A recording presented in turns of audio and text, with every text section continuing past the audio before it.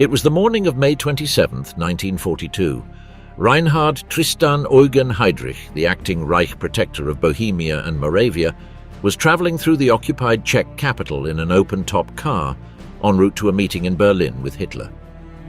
As his vehicle slowed at a tight curve, the Czech resistance agents struck. They opened fire and hurled a grenade, critically wounding one of the highest-ranking and most feared officials in the Nazi regime. 8 days later, Heydrich succumbed to his injuries. But though Operation Anthropoid succeeded in ending his life, it could not erase the legacy he left behind. A legacy of corpses, mass graves, gas chambers, and some of the darkest chapters in human history. In the machinery of the Holocaust, Heydrich was an architect. His name is carved into the annals of atrocity in letters written with blood.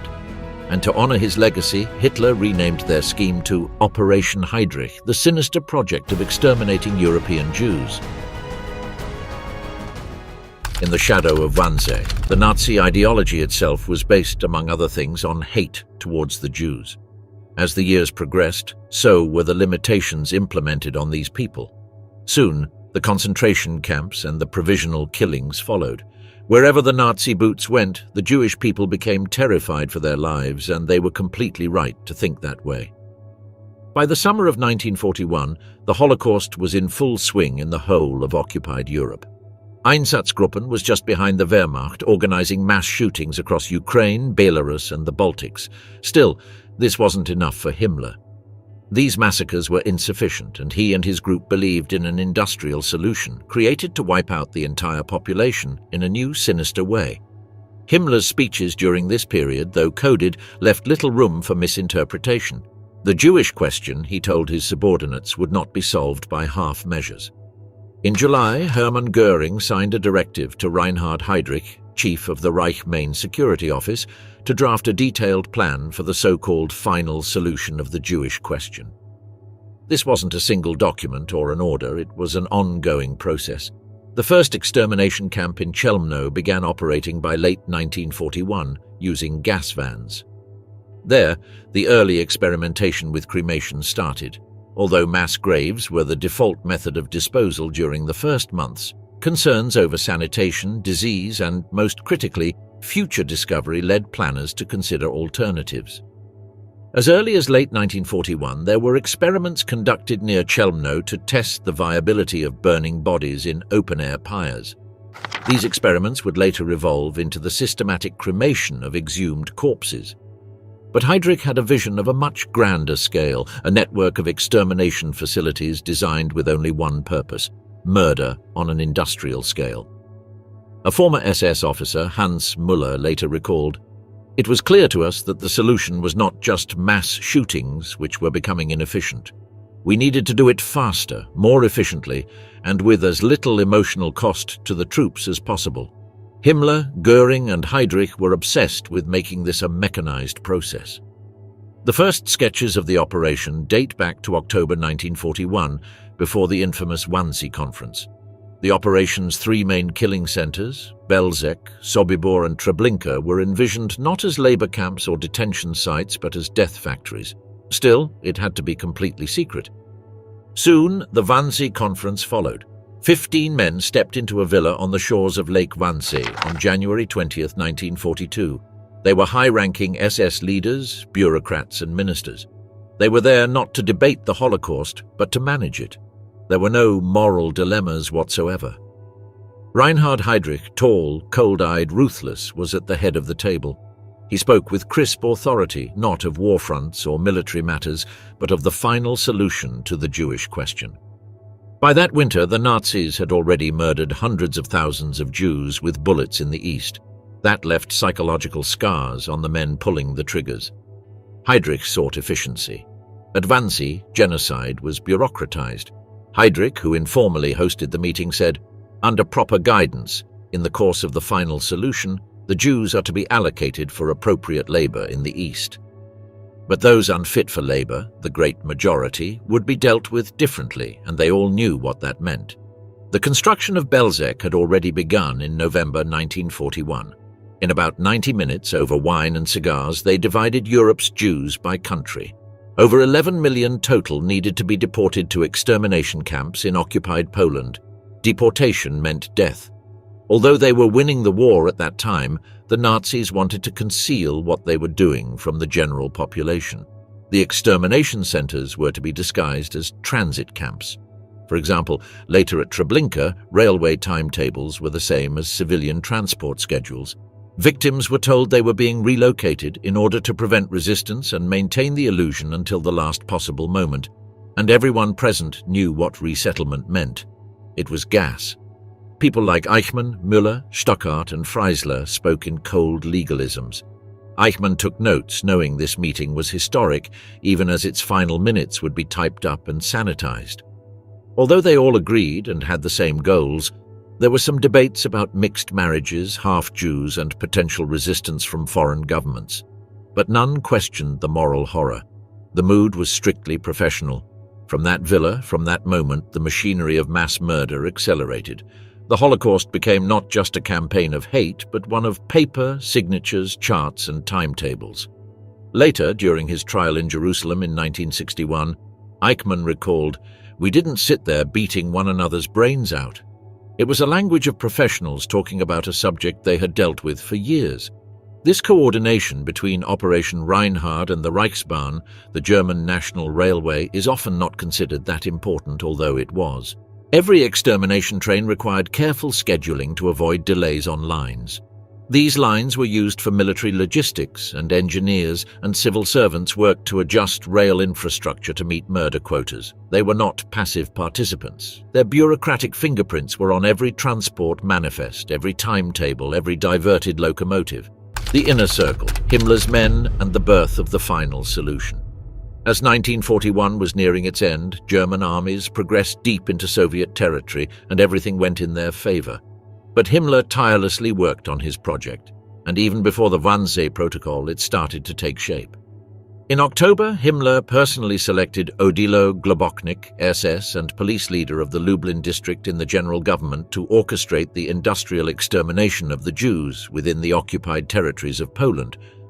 Born in Trieste and raised in post-imperial Austria, he was a devoted Nazi long before the party seized power. Like many of his colleagues, Globoknik failed in academics and business but showed what the Nazi ideology needed the most: loyalty, brutality, and ideological zeal. By 1939, his progress in the party intensified. In Lublin, far from Berlin, Globoknik oversaw mass deportations, ghettoization, and the early experiments in organized murder. Globoknik was not chosen arbitrarily.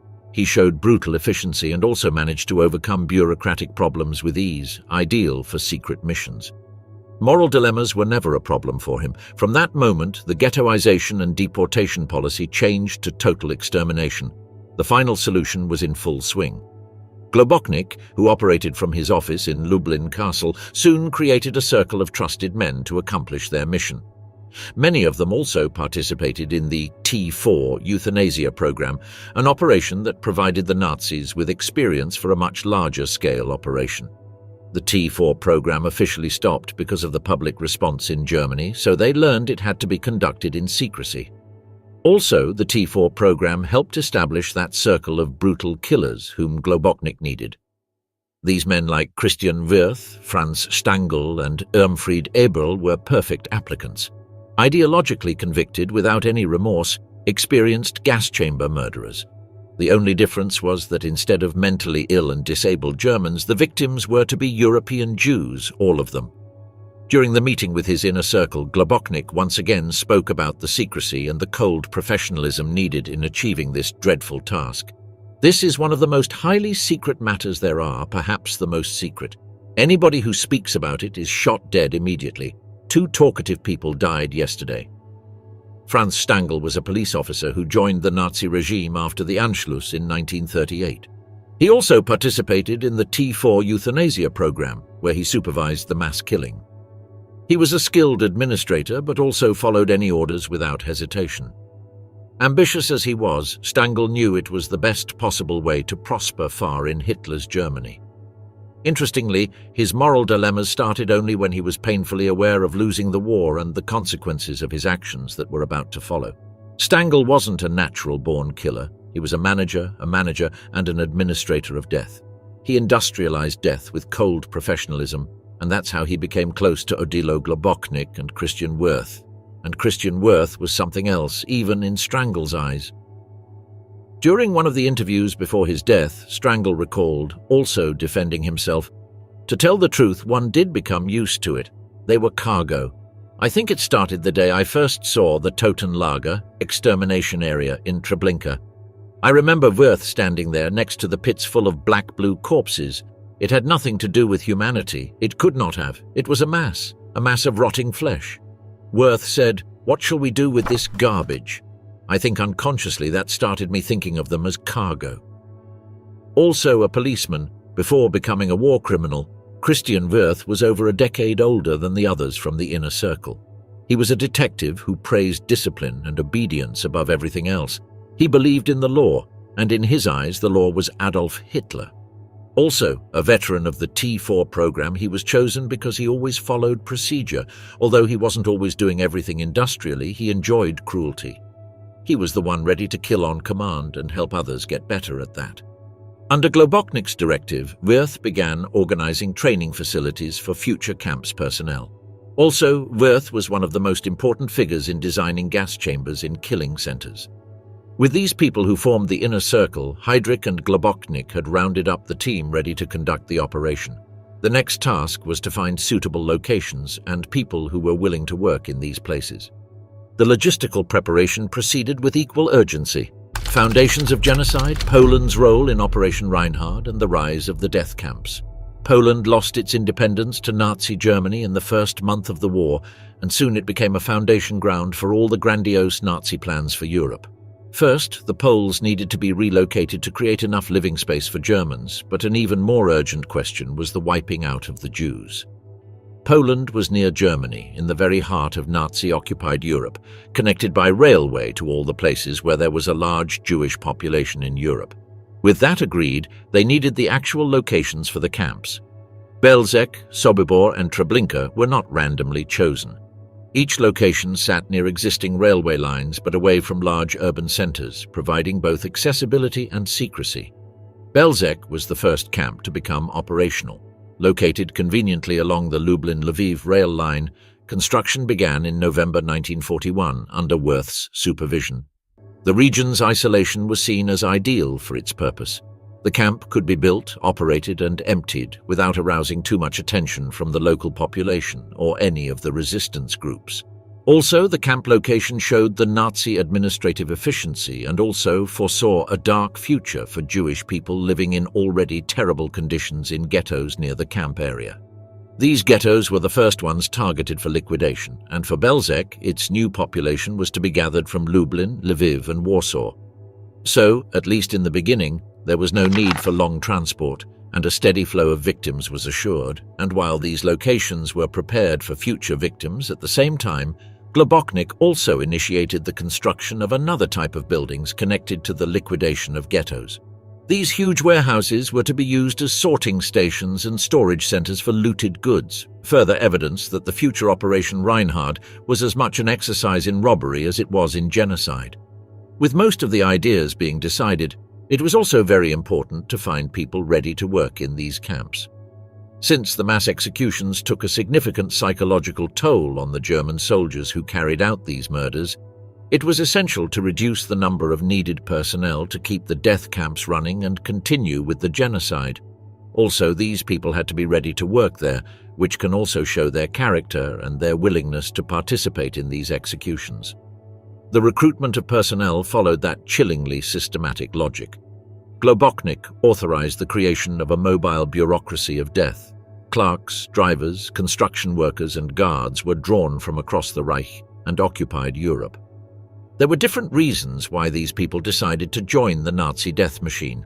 Some of them were ideologues who firmly believed in the cause, while others were opportunists who wanted to exploit the situation for their personal benefit. They were all bound by the oath of secrecy and the promise of reward. The secrecy was integral, and the SS even established cover units like SS Sonderkommando Belzec to maintain the illusion that these camps were transit centers or labor deployment points. For outsiders, these installations appeared genuine, another part of the vast machinery of German occupation and logistics for further conquests. And these people needed to be trained. There, the efficiency took over once again. Treblinka was a quiet village in the Lublin district of occupied Poland, also close to the railway lines. In 1941, under the direction of Globoknik, it became something else.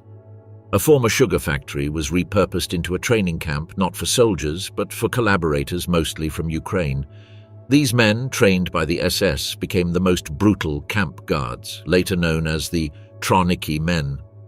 Yegor Lubintsev, a former Soviet POW trained at Treblinka in 1941, recalled the brutal training methods. "We were trained in the rules for guarding and escorting prisoners. The Germans beat into our heads that we were not to give the slightest quarter while guarding and escorting prisoners. We were not to have the slightest contact with prisoners. We were not to give them any water or food, and for the slightest infractions, we were to shoot them without any warning. Their job was to guard ghettos, hunt down Jews, and operate the extermination camps. Ukrainian guards were mostly volunteers. They became the hands that carried out mass shootings, herded victims into gas chambers, and crushed uprisings. Treblinka was a factory of killers, ready to supply the death factories that followed. These guards maintained order, prevented escape, and enforced the routines, but also showed their sadistic nature. One of them was Fyodor Fedorenko, who served for a year in Treblinka. As a non-commissioned officer, he led a group that was involved in shaving, stripping, beating, and leading victims to the gas chambers. Some sources state that he very much loved his job. Everything was ready for annihilation, and the places were to be set for running and completing their sinister purpose. Belzec, where death took shape. By early December 1941, with the Soviet counteroffensive beginning around Moscow, the Nazi leadership understood that a swift victory in the east was no longer guaranteed. So it was even more important to expand the operation of annihilation. For men like Globoknik and Wirth, this was a parallel front in the war, a war against what they believed was the internal enemy, even more important than the one against the enemies from the outside. In that background, SS engineers and construction crews worked under absolute secrecy to prepare the infrastructure for mass murder. Unlike Auschwitz, where forced labor and extermination were fused into a hybrid model, the Reinhard camps were death factories in the purest sense. The Nazis' plans, although secret, were not hidden in a regular manner. They were hidden in plain sight, crafted to blend into the rural Polish landscape, concealed by dense forests and miles of desolation. The first of these, Belzec, was established near the Lublin district and quickly became a model for others.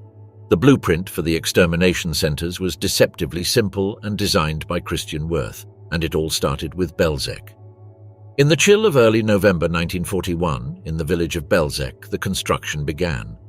The village was remote enough to escape any suspicion, yet close enough to the Jewish populations of the Lublin and Galicia districts for rapid deportation.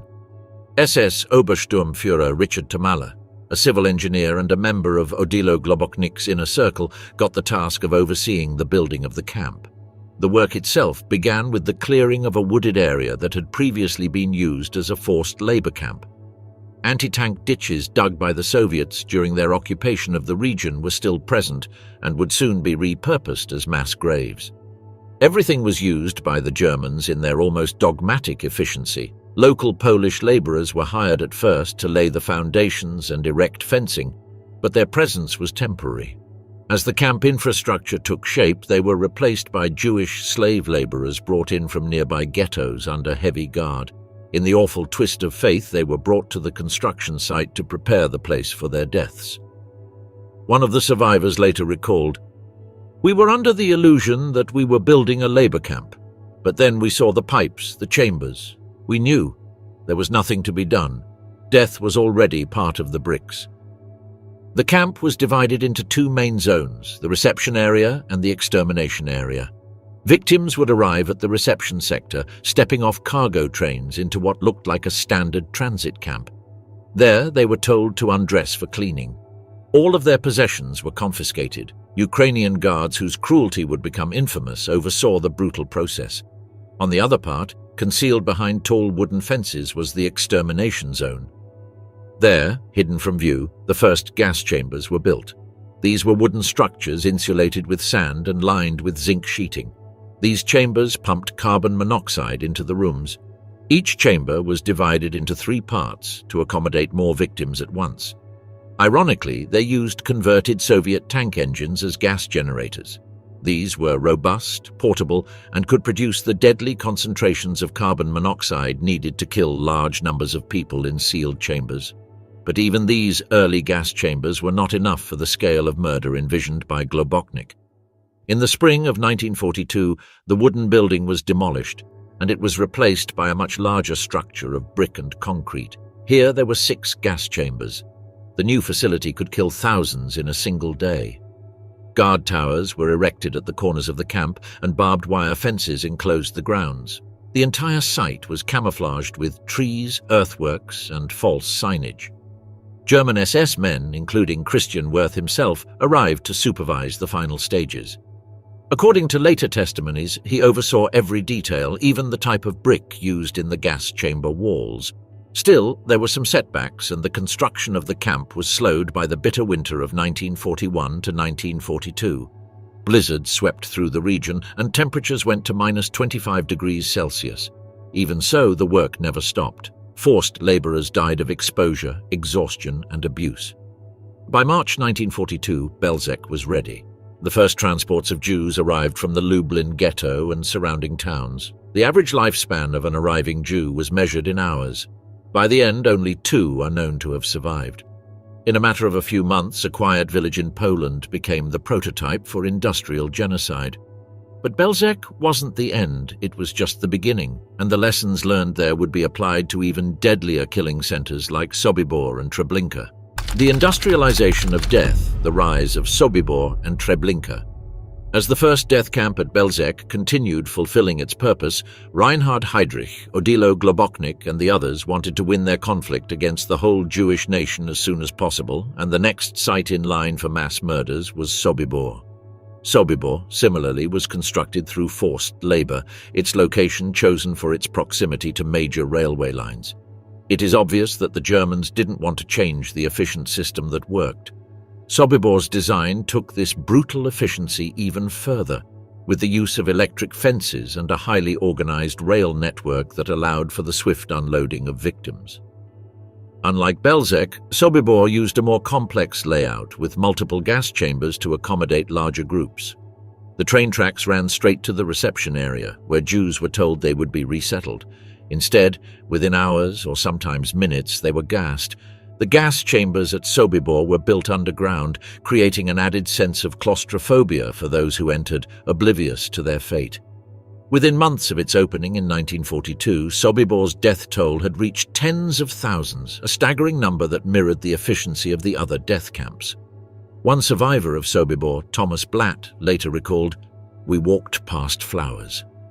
I still remember the flowers. They were planted outside the building with the gas chambers, as if death needed decoration. Sobibor opened in May, and Treblinka followed in July. It was the most notorious of the 3, ending the lives of the largest number of people, and Treblinka was a synonym for death. The camp would eventually surpass both Belzec and Sobibor in terms of victim numbers, as it served as a central hub in the Nazis' extermination machine. Treblinka's location near the Warsaw Ghetto ensured a steady stream of victims. The camp's killing process was horrifyingly quick, designed to process an unimaginable number of human beings each day. Unlike the other camps, Treblinka's leadership believed in complete annihilation. The bodies were burned in huge pits, a grotesque testament to the scale of the operation. Franz Stangl, who became the camp commandant, later admitted in interrogation, "My conscience is clear. I was only the camp commandant. I never killed anyone. I was just responsible for transport and organization. My job was to keep things moving." At Treblinka, diesel engines were used to generate lethal carbon monoxide, which filled the gas chambers. SS officer Kurt Franz boasted that once a transport arrived, the camp could process thousands of people in under 2 hours. Still, they wanted to maintain secrecy. For example, the village of Treblinka saw its modest siding upgraded to accommodate trains carrying thousands of deportees per day.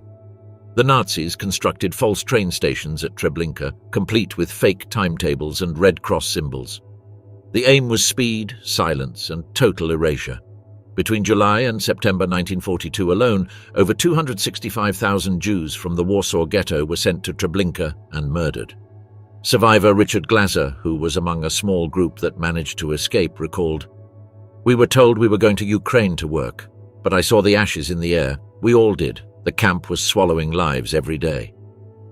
As the infrastructure of these two camps took shape, it became clear that Sobibor and Treblinka would mark a terrifying evolution.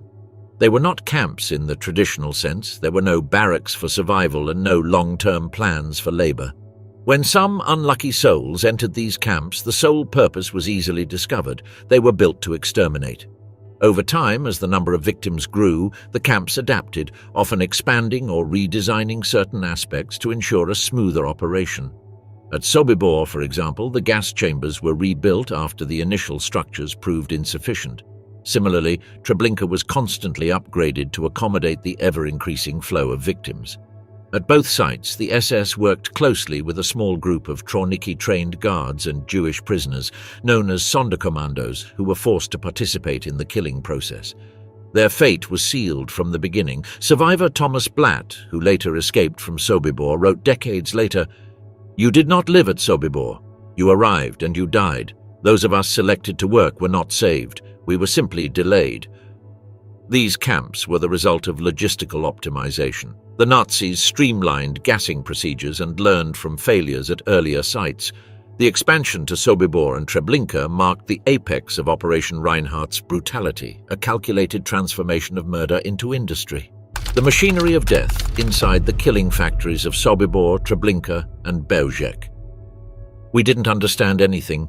They told us to undress, to leave our clothes in order, and we believed them. I saw mothers covering their children's eyes. Nobody screamed. We were all numb. Sobibor survivor Ada Lichtman remembers the arrival. She was among the very few chosen for forced labor. She cleaned the belongings of the murdered. The rest were sent straight to the gas chambers. What still terrifies the most, even after 8 decades, is the precision of how the Germans conducted the murders. As this survivor testified upon arrival at the death camps, prisoners were subjected to a swift and unforgiving selection process that sealed their fate within minutes. When the trains arrived, their doors were thrown open, and frightened masses were forced to come out. Many were too weak to stand after the horrific journey. Women, children, the elderly, and the visibly ill were separated and sent away. Most would never return. Treblinka's process was similarly brutal and deceptive. Camp survivor Samuel Willenberg, one of the few to escape Treblinka, recalled the arrival process. "We were forced to undress. The Germans told us it was for disinfection. My father refused to believe it was a death camp, but I saw it in the eyes of the SS. They had no reason to lie. We were meant to die." The selection process, although brutal, was just the first step in the system's larger machinery. Within hours of their arrival, victims were stripped of all possessions, including clothing and shoes, and marched into the so-called showers. These chambers were equipped to kill hundreds of people at once. Once the doors were sealed, the SS guards would release Zyklon B, a pesticide that had been repurposed for mass murder. The gas, when inhaled, caused suffocation, and within minutes the victims would be dead. A rare testimony from Rudolf Redder, one of only 2 known survivors of Belzec, captures the terror of what followed. They screamed and beat people. The chambers were filled with 1,000 people. When the door was shut, they turned on the motor. I was assigned to remove the bodies. I saw what the gas did, their faces, their twisted limbs. I can never forget. The scale of killing demanded gruesome efficiency. The bodies were pulled from the chambers, their gold teeth removed, their hair shorn, and then carried to massive cremation pits or furnaces. In Treblinka, the volume became so overwhelming that open-air pyres were constructed. The ashes of tens of thousands were crushed and scattered to hide all evidence. One aspect of the internal organization of the camps was the division of labor among different SS units, which helped ensure the continuity of the extermination process. These included the SS Totenkopfverbände, Death's Head units, which oversaw the daily operations of the camps, including guarding the prisoners and managing the logistics of the mass killings. Special Einsatzgruppen units were responsible for the mobile killing operations, while the gas chambers, crematoria, and various other methods of extermination were administered by SS and civilian staff within the camps. The brutal hierarchy of the Nazi camp system was designed to dehumanize both the prisoners and the personnel who carried out the work, cultivating an environment where mass murder became institutionalized, systematic, and disturbingly efficient. Franz Suckermel, an SS officer at Treblinka, later gave a chilling post-war confession. "It was all so normal. We had orders and we followed them. There was a plan for everything. How many to kill, when to burn the bodies, how to clean the chambers. It was like a factory." The camps of Treblinka, Belzec, and Sobibor were built not for imprisonment but for elimination. Unlike Auschwitz, which had a hybrid function, these facilities existed solely to exterminate. No large barracks and no extensive work detail. There was only arrival, deception, death, and disposal.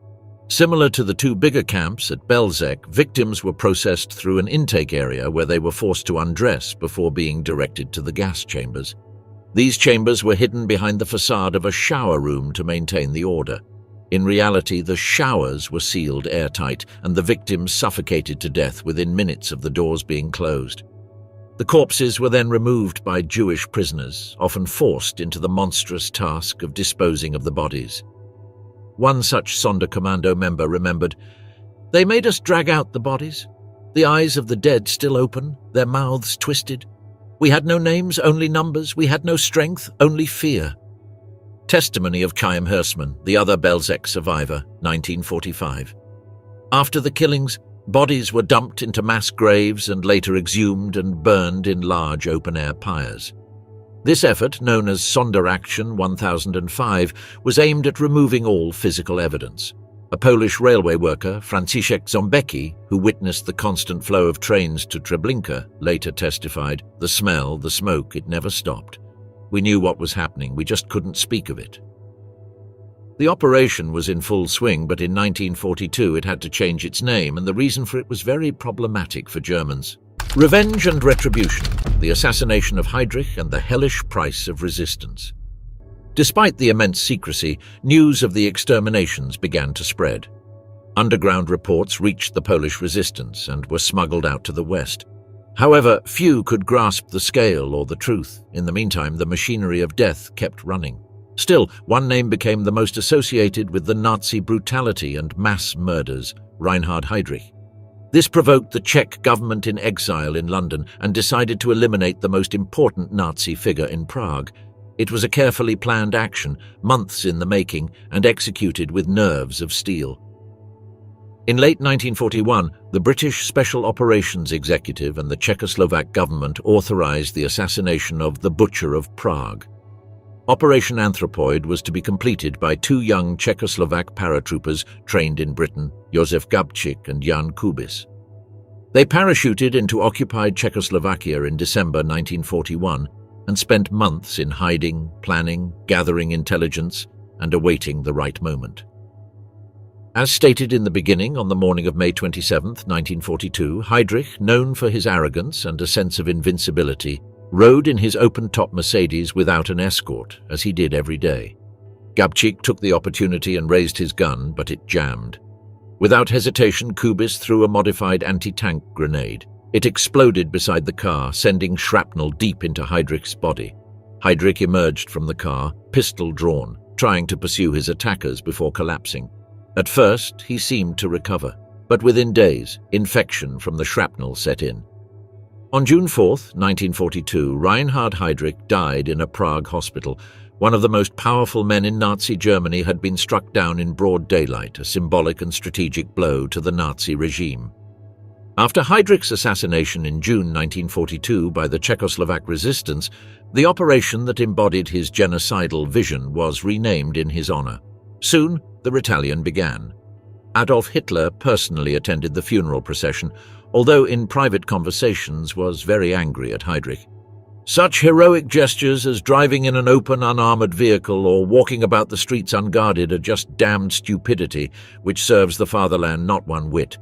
That a man as irreplaceable as Heydrich should expose himself to unnecessary danger I can only condemn as stupid and idiotic." Still, the Nazi leadership demanded an immediate and ruthless reprisal.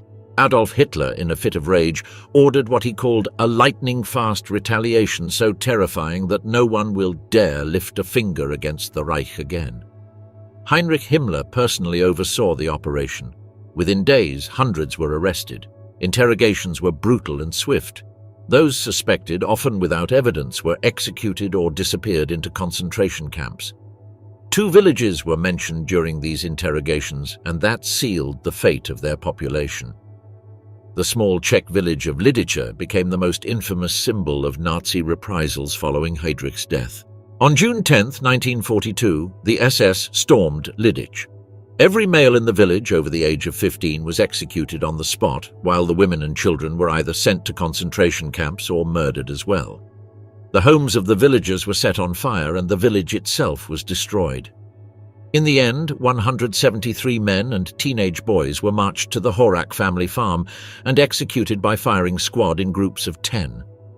One survivor, Marie Supikova, who was a child in Lidice at the time, remembered, "They told us we would go to a better place, to a German school. I never saw my mother again. I later found out she died in Ravensbrück. I was just a little girl. I didn't understand why it happened." Just 2 weeks later, the other village, Lezaki, met a similar fate. Resistance members had hidden a radio transmitter used to communicate with London in the village. That was enough. On June 24, 1942, the Gestapo arrived. Every adult was executed or deported. All children were taken, some for forced labor, others to their deaths. Lezaki was wiped off the map. One of the few survivors of Lezaki, a girl who was only 7 years old, later testified, "They said we would be re-educated. My sister never came back. I remember the black uniformed men, their dogs, and the fear on my mother's face. She held my hand so tightly before they tore us apart." The SS hunted down anyone even remotely connected to the operation. Over 5,000 Czechs were arrested in the ensuing crackdown. Among them was Father Vladimir Petrek of the Orthodox Church in Prague, who had helped hide the parachutists in the crypt of St. Cyril and Methodius Cathedral. He and others were tortured for weeks. A surviving fellow priest later wrote, "They broke his fingers, crushed his ribs, but he never spoke. His silence protected the others. He knew what it meant. He chose death." The final showdown came in that very cathedral. After weeks of hunting, the Gestapo discovered the hiding place of the assassins. On June 18, 1942, more than 750 SS troops stormed the church. Gabčík, Kubis and their comrades held them off for hours in a fierce gun battle. When they ran out of ammunition, they chose death over capture. A Czech bystander, Josef Kotula, recalled what he saw from the street. "There was smoke pouring from the crypt windows and you could hear shouting in German. The church shook with every explosion. We didn't know who was inside, but we knew they were heroes." The architect of the Holocaust was no more, and the Germans went to a great extent to hunt down his killers. Many innocents perished during the hunt, while many others ended up in the camps. Heydrich helped to be found. He was gone, but the operation continued now as Operation Reinhard. Extermination unleashed, the final phase of Operation Reinhard. Although its mastermind was gone, Operation Reinhard had shifted into full gear in the middle of 1942. The months between the summer and fall of 1942 were the most coordinated and ruthless stages of this operation. In cities such as Warsaw, Lublin, and Radom, Jewish communities were torn apart. Ghettos were systematically emptied, with the inhabitants sent to labor camps, death camps, or subjected to mass executions. In Warsaw, where close to 300,000 Jews were deported to Treblinka in just over 2 months. Survivors of this hell on earth remember the chaos like it was yesterday.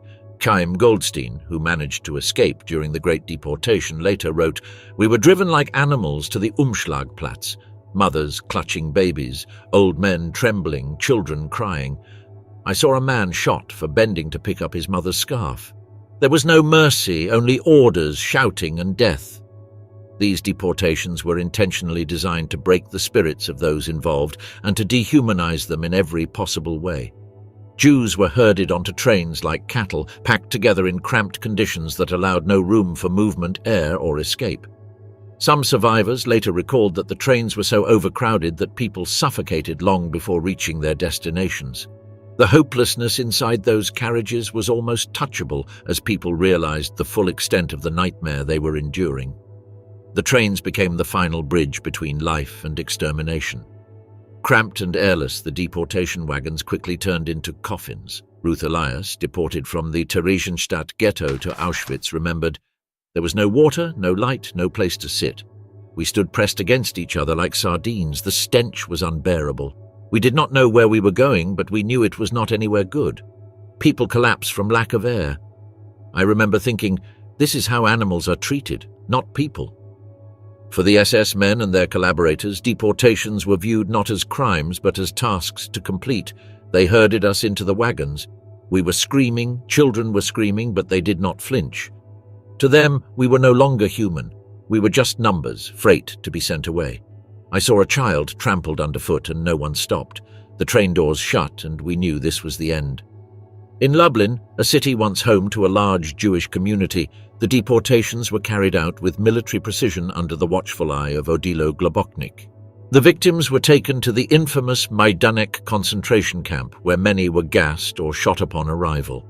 This was the same fate that awaited those transported to Treblinka, Sobibor and Belzec. One survivor, Leon Feldhendler, who would later become a key figure in the Sobibor uprising, described the atmosphere. "The SS didn't look at us, they just shouted and pushed. In Majdanek there was no pretending. You arrived and you saw the smoke, you smelled the burning. If you asked questions, you were beaten. We quickly learned silence was survival." This pattern repeated across the killing centers of Treblinka, Sobibor and Belzec. In Treblinka, the vast majority never saw anything but the unloading ramp and the gas chambers. Chil Reichman, who escaped Treblinka and later testified, recalled, "They pushed us with rifle butts. There was a sign, bath and disinfection, but there was no water, only gas. You could hear the screams, you could smell the bodies. The chambers were packed so tightly that people died even before the gas was released. We had to drag out the corpses and burn them."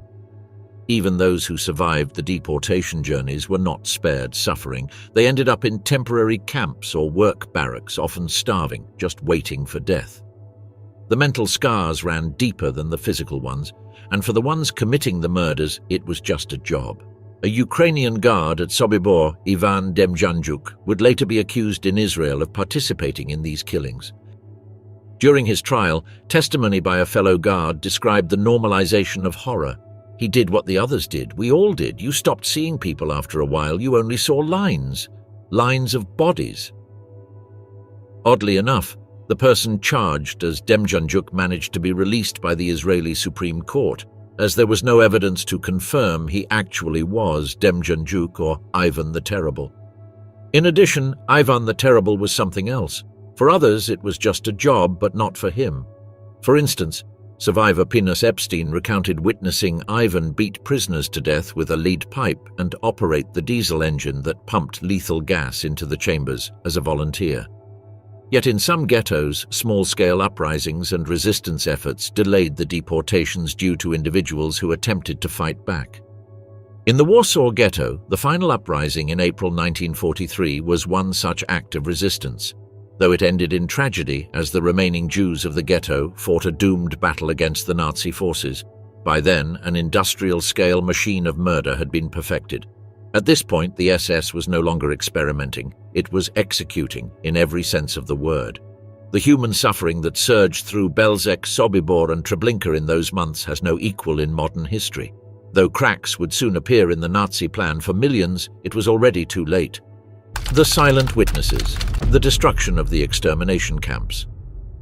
By the late autumn of 1943, Operation Reinhard was approaching its end. With the extermination of nearly 2 million Jews across Belzec, Sobibor and Treblinka, and with Soviet forces advancing from the east, the Nazi regime shifted its focus from mass murder to the equally calculated erasure of its crimes. What followed was not the end of violence, but an equally methodical operation to destroy all physical traces of the extermination machine. In 1943, facing increasing resistance and fearing Soviet advances, the Sobibor and Treblinka camps were ordered to be dismantled.